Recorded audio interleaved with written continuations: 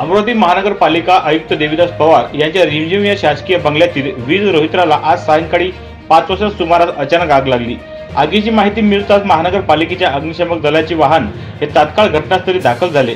अग्निशमक दलाच्या जवानांनी तात्काळ या आगीवर नियंत्रण मिळवले।